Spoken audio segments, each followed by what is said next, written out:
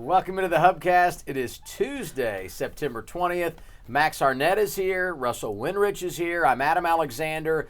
We're on Facebook Live, so we thank you for being part of the program there. If you're watching us on YouTube, welcome in, or perhaps you're listening to us at Google Play or over on iTunes, and always get that subscription so you can be a part of the program and let us know what you think.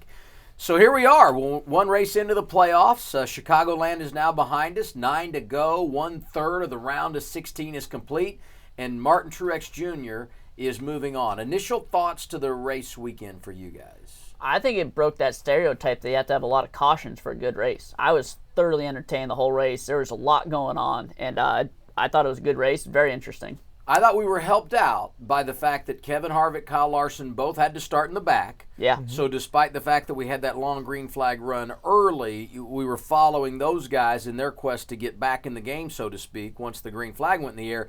And then when Harvick went a lap down, that was a story to follow, too. Well, I think it was a bigger thing when Truex went a lap down and had that flat tire because they were both a lap down there. It looked like he was ready to lead a Charlotte amount of laps again. So now you said it looked like he was getting ready to lead a Charlotte amount of laps. I thought you were going to say something totally different. I didn't. No, you didn't. You didn't. And we don't rehearse these things, but I was. You were going to have to pick me up off the floor on that one. Okay, so here's what we're going to do on the HUBcast this week. We're going to go through in the order in which they finished Sunday's race. All the guys that are involved in the chase, all 16 drivers. And we're going to say what we liked about them at Chicago and either what we didn't like about them or maybe where our concern is with them going forward in the chase. So we'll just do it like a snake, kind of like we're doing our NFL fantasy draft. Max, we'll start with you. Yeah. You start with Truex. We'll work our way to me, and then we'll go back. So Truex, what'd you like? What did you didn't like, or what concerns you about the 78? What not to like for the Truex, really. I mean, the win is huge, but I'd say the kind of the unsung hero of that was the pit crew, and I think they basically won the race at the end of that, beat Chase Elliott in the 24 off pit road, and Truex said as much. He said, we weren't catching the 24 until that caution, and then his pit crew put him ahead for the restart, and he was clearly fast. He had one of the fastest cars, and that always helps, but the pit crew kind of the unsung hero of that win for them. So that's what stood out to me for that team. So nothing to not like about Truex for you? Yeah. No concerns. What about you? Well, I think it was really good for him that they had a problem and were able to win. Like they've had problems in, 21 races this year? So that is based on how you guys, with your system, evaluate problems, because it was 20 of 26 in the regular season. You would now say, with that tire issue, 21 of 27. Even though it wasn't a self-inflicted wound, you're going to call that a problem. It was still something that happened to them, and they were able to overcome it. So 21 of 27. And then the downfall is they had that laser issue after the race. Yeah. So that could be a concern going forward because we don't know. I don't think it's going to be a problem since they won and the way they're going to enforce this thing. But going forward with the multiplier, if they are out of bounds again, we could see a little bit of a different story, and certainly something we'll continue to follow. For me, Martin Truex Jr., what not to like. I'm like Max in that situation. But what I will say is when you are on a championship run, there are going to be days when things don't go your way. And it's how you bounce back that really can define if you're a true championship contender or not. And while they went to the Final Four last year and they were a part of that mix, I don't feel like they have been in the chase as a favorite in a team that a lot of people are talking about. And to me, that's something you have to deal with. And it's a totally different kind of pressure to me. And the fact that they are dealing with that for the first time, they had problems, and they were able to fight through that and win the race.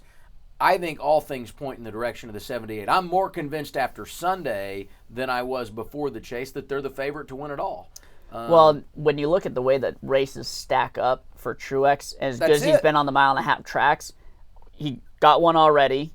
There's two more in the next round, and then you get to the third round where you go to Texas, and he's great at Texas. I mean, might be his best track, really. And then you ended at Homestead. It's scary to think how good they could be. And I think for me the only concern, and there really isn't one, but it's the 78 team themselves, because if something is going to go wrong for them, it probably is going to be a problem that they control. Because the bottom line is when it comes to speed and their ability top to bottom, I think that is the only thing that can stop them is something that they do themselves. All right, we'll move on to Joey Logano. Positive for Joey Logano. He finished second in that race. I don't remember watching the race and thinking about Joey Logano the entire 267 laps. I mean, he wasn't a storyline. When you can quietly be a chase driver and finish second in a chase race, to me that's really, really good. So that's the good for me when it comes to Joey Logano. My concern is just overall speed. Joey won those 6 races last year. I just don't feel like Team Penske has the same kind of speed they had last season. And I think if they're going to compete with the teams that really showed how much speed they had on Sunday, they're going to have to find a little something extra if they're going to be a true championship contender. Russell? I couldn't agree more. Like on both fronts. I don't know how else.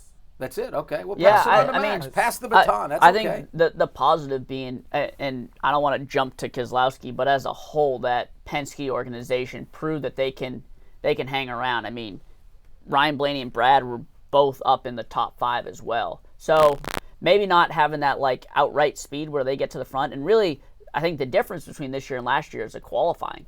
Last year, they started every race on the front row together, so it was easy to go out and lead a bunch of laps. So it made that's it look that speed we're talking about. Right, and so they're missing that in the qualifying. But in terms of race strategy, race trim, pit crews, everything's pretty buttoned up. So that's probably the best race overall for Penske without winning. Ever. Yeah, like all I time. would agree. Both of them in the top 5, and all 3 plus Ryan Blaney. Well, yeah, and add in Ryan Blaney, albeit from a strategy perspective. I mean, he played the game there at the end and stayed out. And I don't want to take that away from him. I'm just saying, sure. You I think you put a little bit of an asterisk by that. But they ran top 10 all day. But they did have a good race car. You're right. Well, and Ryan always has an asterisk because he's actually he's not a full-time member. Yeah, he's not a full-time member, although I think those cars are, you'll find they're pretty close, right? They're really good. I would say, though, when you look at Joey Logano in that group, you can fake it in the Sprint Cup Series if you've got intelligent people and good drivers. You can fake it a little bit. And I think that they have done a really good job of maybe not being on a level playing field and putting themselves in the game more often than not. I just think when you get to this stage of the playoffs, you have a harder time overcoming that true speed, and that could be a real difference maker. I think what we should do, because there's only so many positives and negatives, and we're not all going to come up with one. So each guy will get a guy as we go on our rotation, sure, and then we'll build off of that. So Russell, you take you take Chase, who finished 3rd, and give us your positives and negatives, and Russell, Max, and I'll build off of that. Okay, so I think the definite positive is led more laps than he's ever led in a race before, and could have won that race without that last second. That caution he was going with to five to go. Yeah, there was no other way around it. So I think that he's got that confidence that he didn't screw up. He didn't lose this race like he lost the other at Michigan. Those 2 races at Michigan. So I think that's definitely a boost for him. And his post-race interview was very good for being 20 years old. And I think the negative is he didn't win. Like you go through that whole thing and you still didn't win. And I would say this too. He got beat up a lot for the restarts at Michigan, and rightfully so. And he said himself that he's struggling with restarts. And I think that had become a little bit of the Achilles heel for him when it comes to getting over the top and winning. And we all know, restarts have become the lifeblood of the sport. You've got to be good at restarts. And more often than not, we're going to get one late where the money's on the line, and you got to be able to deliver. And that's where he struggled both times at Michigan. In fairness to Chase, he looked good. He looked really good on restarts in that race. Unfortunately, they were just a little bit behind the 78 leaving pit road on that final stop. Instead of restarting 4th on the outside, he's 5th on the inside. He really didn't have a chance in overtime to win that race. And so you can't blame it on the restart. You got to just blame it on the fact that he was wrong place, wrong time. And honestly, if he beats Truex off pit road, I think he starts in that outside lane. I think we're talking about Chase Elliott in his first career win today. Totally agree. Yeah. So I like Chase Elliott, but here's the thing that I really like about it. Max, see if you agree. And we've said it. I mean, the schedule sets up, you have to be good at the mile and a half. Yeah. If you look at Chase's numbers at the mile and a half tracks, that's been going into the Chase, that's where they've been good. Yeah. And they put a big exclamation point behind that on Sunday.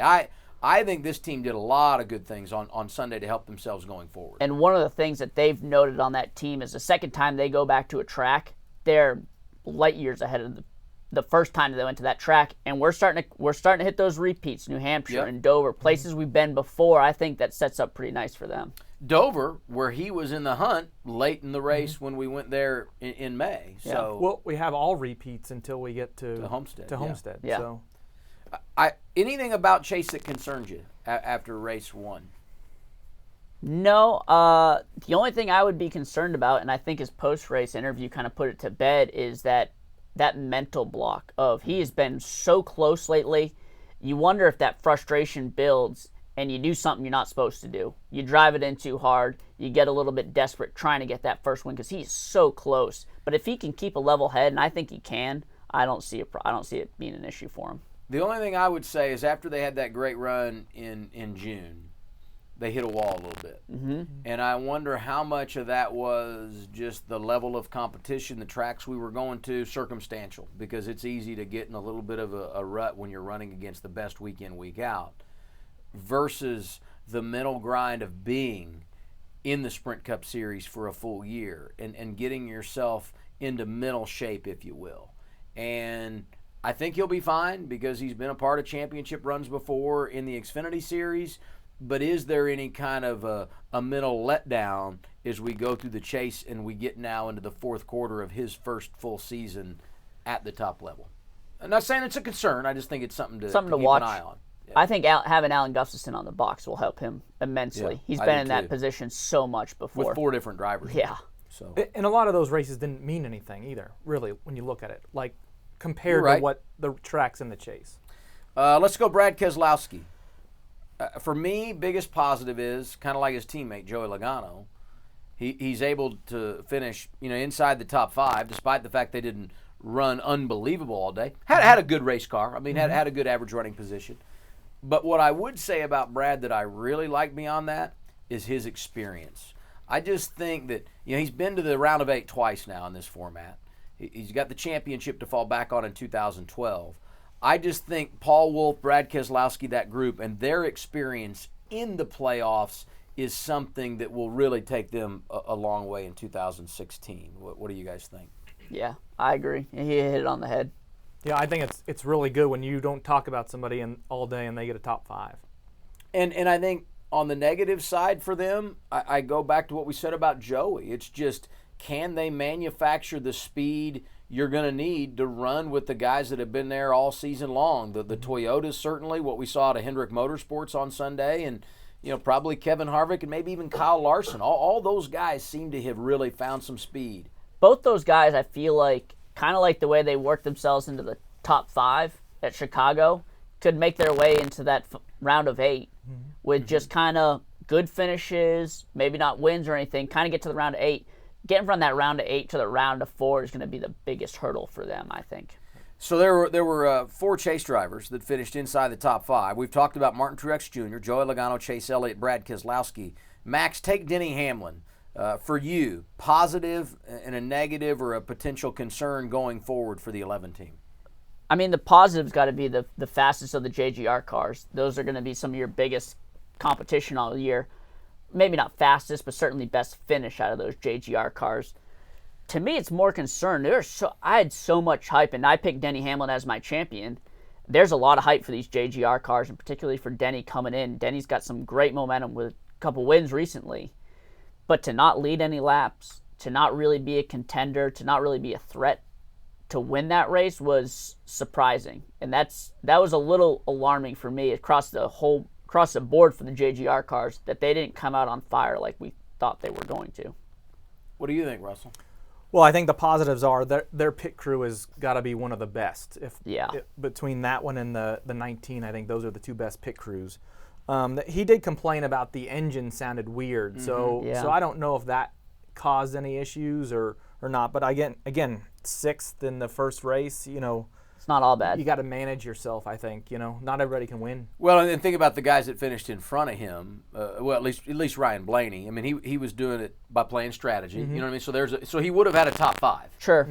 And how can you complain about a top 5 in a playoff race? And I don't really think you can. And I think you could kind of put Denny in the category too of both Joey Logano and Brad Keselowski, that he wasn't a big part of the conversation, and that's not always a bad thing. No. And I'm with you, concerned going forward. I just would say, can they stay on the roll they're on? How long can this run last? Yeah, this is the best streak of their career. Because he has been really, really good on a very consistent basis at a lot of different kinds of venues. And the law of averages, when you're running against the best, says eventually things are going to turn a little bit. And maybe not of your own making. It just kind of happens that way. Let's lump the next 2 guys together. Finishing 8th and 9th in Sunday's race, a couple more guys from Joe Gibbs Racing, Kyle Busch and Matt Kenseth. I'll put the negative on the table, and that is both of these guys caught speeding on pit road. I think when you look at the bonus points they have, the fact that they finished inside the top 10, I'm not worried about them advancing. Yeah. The only thing that I would say I'm concerned about with them is just you don't want to be making mistakes this time of year. And I'm a big guy in believing you kind of create good habits or bad habits. And if you get in a little bit of a bad rhythm this time of year, sometimes you don't get a second chance. I have no doubts they're going to move on and be a part of the round of 12, but I think making sure that you don't have those mistakes going forward is something that they've got to work toward, both as an organization with those 18 and 20 teams, and then, for the drivers themselves. Where do you guys go with them? Well, the good is they both finished in the top 10. Despite the speeding penalty. If you have a mistake in the chase, a lot of times you can't, that's it. Especially in a race where there were 4 cautions. Yeah. I mean, you don't have much opportunity to get a second chance. Kyle Busch unlapped himself. I don't think we talked about that as much as we should have. He went out and got his lap back on his own. Great point. So, and they had the speed. I don't think we can worry about them. Yeah, I'm in the same boat. I'm not too worried about it yet. It's one of those wait and sees. That's a fine finish for the first race, and I don't think they'll have a problem moving on. It's just a matter of, can they turn it back on when they need to. And who won the next 2 races that we go to earlier this year? Yeah, and that's the biggest positive is Matt Kenseth. Matt Kenseth. Yeah. I mean, one at New Hampshire. He's won 2 in a row in New Hampshire. He won the chase race at New Hampshire last fall, and as you said, won Dover earlier in the year. Jamie McMurray, speaking of Dover, last year, not quite enough to get it done there. Ended up in a tie with Dale Earnhardt Jr., doesn't advance. Another guy that was kind of quiet on Sunday, finished 11th. And I didn't feel like they ran quite as good as what we saw down the stretch of the regular season. Where were you guys on the 11 team? The 1. The 1? I'm sorry, the 1 team.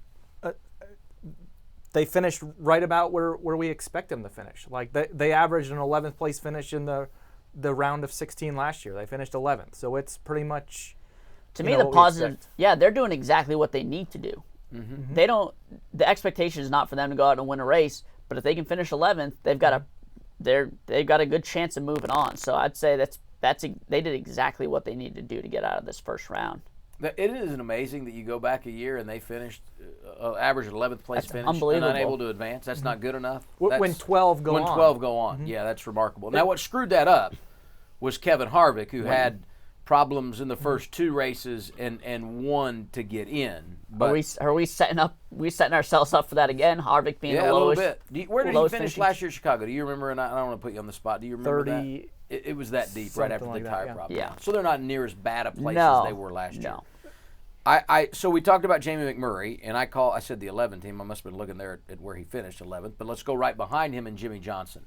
We could have done a whole podcast on Jimmie Johnson. The highs and lows and breaking down what their regular season looked like compared to how they started the postseason. But here's what's crazy for me. That this team who's won 6 championships, that a lot of people said wouldn't even advance out of the opening round of the chase because of the mistakes and the lack of speed in the regular season in particular. All 3 of us said that, by the way. Yeah, all 3. We did all 3 agree on that. Comes out with all this speed, leads more laps on Sunday than they had led in any race all year long. And yet, despite all that, late speeding penalty which kills your finish. He ends up coming home 12th when he should have been top 2 or 3 and may very well have been the guy in victory lane. So uncharacteristic of that team, too, to make mistakes at crunch time. Yeah, but to pile onto that, they fail the post-race laser. Yeah. And what we believe now at a minimum is going to be a 10-point penalty, which will mean with 2 races to go, they're going to be on the chase bubble. I'll be very interested to see how this team handles this, because I thought what looked to be the highest of highs in delivering this great message to the competition of we've gone nowhere and you're going to have to deal with us for the next 9 weeks went to a little bit of more of the same of what we've seen, you know? Yeah, and it's just like he finished 22nd. It really is. So that's it really is going to be interesting to see how New Hampshire goes, and we know he's really good at Dover. So yeah, the mistakes would be the biggest worry for me, and they obviously show they have more speed than they've had throughout the regular season, which is a great sign for them. The penalties, though, and Jimmie after the race said he thought he was well within the margin for that speeding penalty, and he still got dinged for it. And it's like, man, they're pushing the limit on everything, and I think that could come back to bite them. So we'll see how it pans out, obviously, but they had speed. Like, you'd rather have speed than they got speed. Absolutely. And the guys he's racing, I mean, if there's a round where you can afford to have a 10-point penalty, this is the round. So get it out of your system, because after this round, you can't afford to make that mistake. And you know what could end up being the difference at the end of the day is bonus points. I mean, they had 6 coming in because he had 2 wins in the regular season and then got a point for leading a lap and a point for leading the most laps in Sunday's race. And those bonus points are going to be huge, especially if you're a guy like Jimmie Johnson, who we believe will be on the bubble after this 10-point penalty. Well, and the good news for him is this round concludes in Dover. Yes. And there's nobody better at Dover than Jimmie Johnson. His best track. Yeah. Maybe nobody better at a particular track all time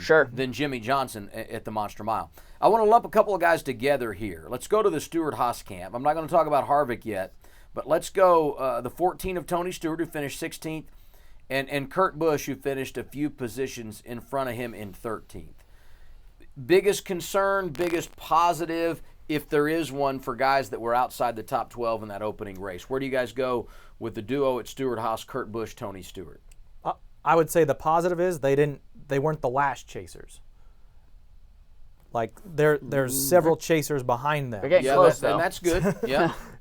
Well, if you're looking at positive, and it's not like they finished way back in the 20s and 30s. And they bring in bonus points, which they may very well need when it comes to that cutoff. Max, anything hit you with the 41 and 14? Yeah, and Tony, I'm not totally surprised at that finish from Tony. I feel like that's kind of on par with the speed I think we've seen out of the 14 team. I was a little surprised with the 41. I thought they showed so much speed early in the year, and I know that 41 team in particular has really cooled off these last few races, but a lot of that due to crashes or incidents. I thought they'd bring more speed into the chase with that 41 team, and I was surprised that they were not as fast as I thought they'd be. My biggest concern, 2 things. One, and you mentioned Kurt Busch and the speed that he had throughout the regular season, and in particular more back in the spring. If you looked at the mile-and-a-half numbers in the first 6 races of 2016, the regular season races prior to Chicago, best average finish of anybody, even better than Truex. I really thought that was going to be their strength, and I thought you could make a case for Kurt Busch to the round of 8 because of that. Totally agree. That let me down on Sunday. That really took the confidence away from me with that 41 team. And I think in that same vein, if we were rooting for this kind of Cinderella run to a championship 4 for Tony Stewart in his final season, it maybe kind of took the wind out of the sails for me in that regard too, because those 2 mile-and-a-half races in that second round of the chase, it's going to be a big determining factor on who makes it to the round of 8 when we cut this thing in half, in 5 or 6 weeks. Yeah. Well, for Kurt, this is the race he needed to do well in, I feel like, because traditionally the last 10, I'd say 5 to 10 years, him at Dover and in New Hampshire, he hasn't done very well. And I'll say this. I like Tony Stewart to bounce back this weekend in New Hampshire and have a really good run. I'm not going to go out and predict that he's going to win in advance, but I think he will go a long way in improving his position and creating some comfort going to Dover next week, which he needs because Dover's not been a great track for Tony over the years. Tony finished second at New Hampshire earlier this year. Yeah, so I think there's reason to believe that Tony will turn it around. The guys in between them, Austin Dillon, Carl Edwards. Carl Edwards, I'll cross off the board real quick. Un-19-like day. They did not have the speed that we've seen throughout the year. They rolled the dice late. He's one of the drivers that stays out on that overtime caution. You had Ryan Blaney, who was the race leader, Casey Kane, who was second. Carl Edwards stayed out, restarted third. He was the last of the guys on old tires, sitting duck, went from third to 15th, and now has a very slim advantage over the cutoff. And I think they're in a little bit of trouble. I really do. Well, a bit of bad luck. The guys that also stayed out finished 4th and 7th. Yeah. If he was in that margin, it would have been successful. He really fell back. When I think it's just being that third guy, he just got chewed up really quickly. Yeah, and once you fall, it's over. Yeah. Mm-hmm. So that's for him. What about Austin Dillon, though? Anything for Austin Dillon for you guys? I think it's a good opening round for him. It's his first year in the chase. I mean, you gotta shake off the nerves a little bit, and to finish 14th, to be in pretty good points position, to give yourself a chance going into the next 2 races, I think that's exactly what they needed to do.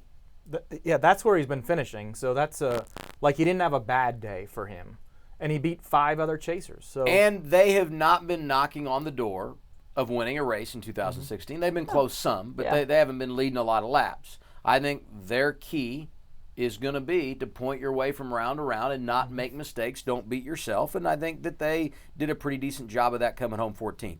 I want to put the next 2 guys together. Kyle Larson, Kevin Harvick. Both started at the rear of the field on Sunday. Harvick had to change a transmission. I think the only tracks where you can change it.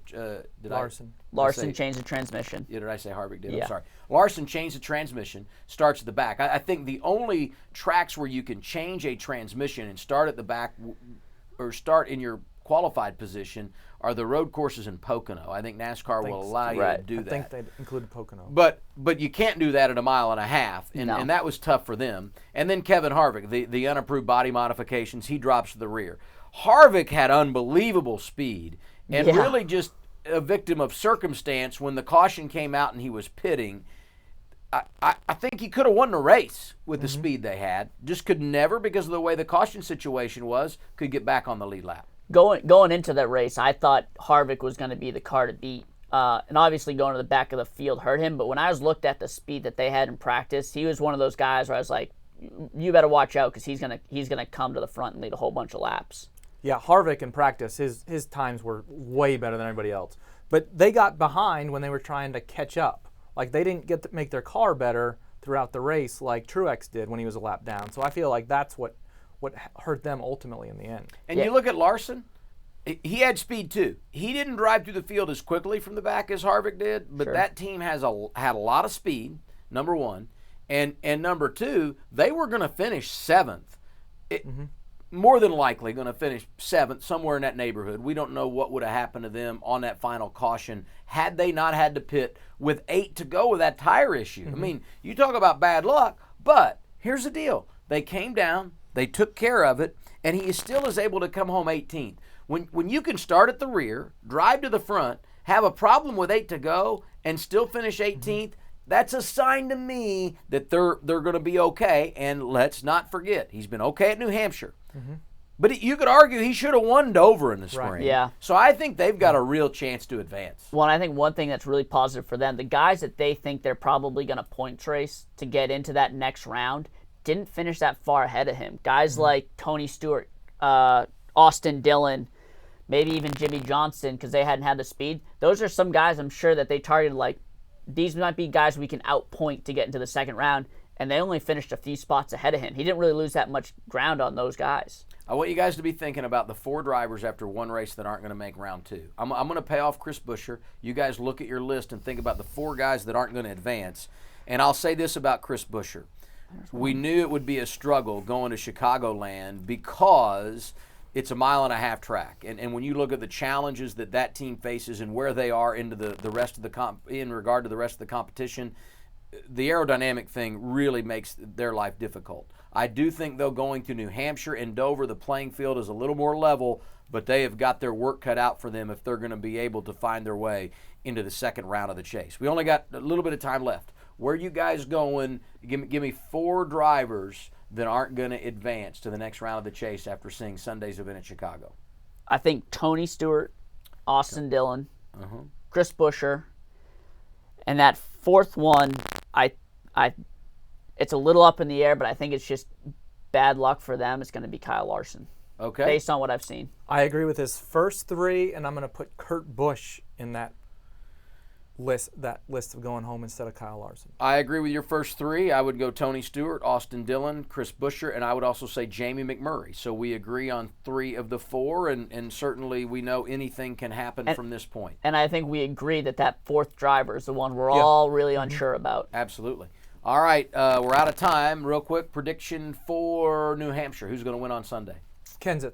You say Kenseth makes it 3 in a row. Yeah, it's a hat trick. That's a good guess. I'll take Joey Logano. We got a nice feature on him on race day, so I'll give him some love there and shout out Joey race day. Logano, and Joey Logano's on Race Hub on Tuesday. Brad Keselowski is in on Wednesday. I say it'll be Bad Brad who there wins. We go. And I think we can all agree it's going to be a Penske car or a Joe Gibbs car because they're the only ones that win when it comes to New Hampshire in recent history. Maybe a Hendrick car. I had a place I was going with that. Hey, thanks. It was a fun half hour. Thank you for being with us. Get that subscription at iTunes, and we'll see you next time.